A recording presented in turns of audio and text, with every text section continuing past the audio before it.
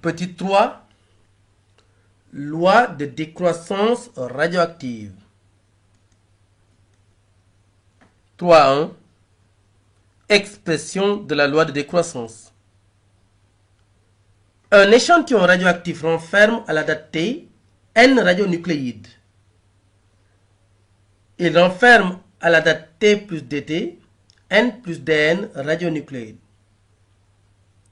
Nous admettons que le nombre de désintégrations moins Dn pendant l'intervalle de temps très faible dt est proportionnel à N et à dt. Nous pouvons donc écrire moins Dn est égal à lambda fois N dt. Lambda est une constante qui caractérise la substance radioactive appelée constante de radioactivité. La relation précédente s'écrit dn sur dt est égal à moins lambda n. Ce qui implique, en transposant, qu'on a dn sur dt plus lambda n est égal à 0.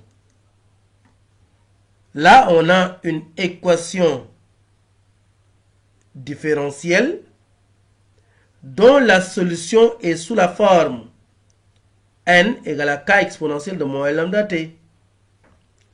Et en utilisant les conditions initiales, c'est-à-dire à t est égal à 0, n est égal à n0 étant le nombre de radionucléides initial. En remplaçant t par 0, on aura n est égal à k exponentielle de 0, qui est égal à k égale à n0. Donc la solution est donc n est égal à n0 exponentielle de moins lambda t.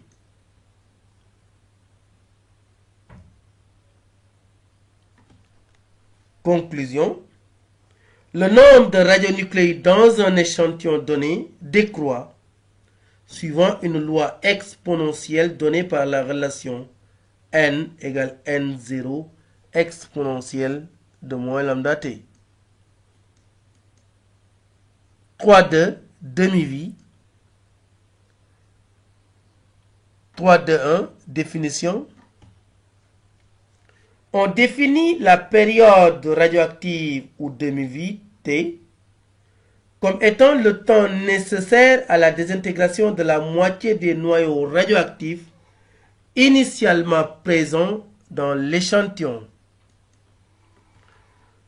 Pour petit t égale à grand T, on a n égale à n0 sur 2. Ce qui implique que n0 sur 2 est égal à n0 exponentielle de moins lambda t. Ceci entraîne que t est égal à ln de 2 sur lambda. Et avec une machine à calculer, ln de 2 c'est 0,693 sur lambda. Dans le système international, la demi-vie t est exprimée en secondes et la constante de radioactivité lambda est exprimée en secondes moins 1. Exemple, la demi-vie de l'uranium 238 est égale à 4,5 milliards d'années. La demi-vie du radium 214 est égale à 3,8 jours. Courbe de décroissance radioactive et demi-vie. En traçant la courbe de décroissance radioactive, on obtient cette courbe-là, qui est la courbe de la fonction n égale n0 exponentielle de moins lambda t. Nous voyons à t est égal à 0, que n est égal à n0 et que cette courbe est une courbe décroissante, tendant vers 0 quand t tend vers l'infini.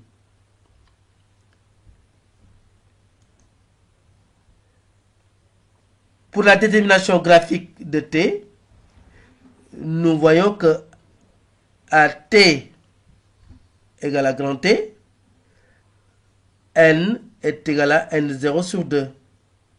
Voilà une méthode pour déterminer graphiquement le temps de demi-vie ou la période radioactive. Mais nous constatons aussi qu'à 2T, N0, on aura N0 sur 4. À 3 fois la période, N0 sur 8, on montre finalement qu'à T est égal à K fois T, N est égal à N0 sur 2 à la puissance K. Là aussi, nous avons le cas de l'exemple du carbone 14, dont la période est de 5530 ans. 3.3 Activité. Définition. L'activité d'un échantillon radioactif est le nombre de désintégrations qui se produisent au sein de cet échantillon pendant l'unité de temps. Dans le système international, l'activité est exprimée en becquerel. Et 1 becquerel est égal à 1 désintégration par seconde.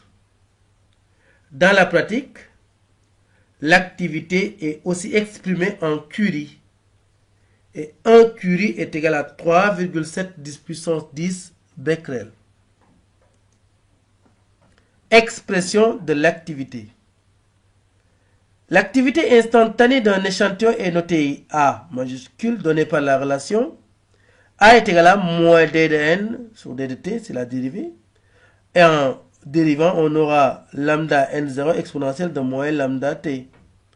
Et N0 exponentielle de moins lambda T, c'est grand N. Donc, on a A qui est égal à lambda N.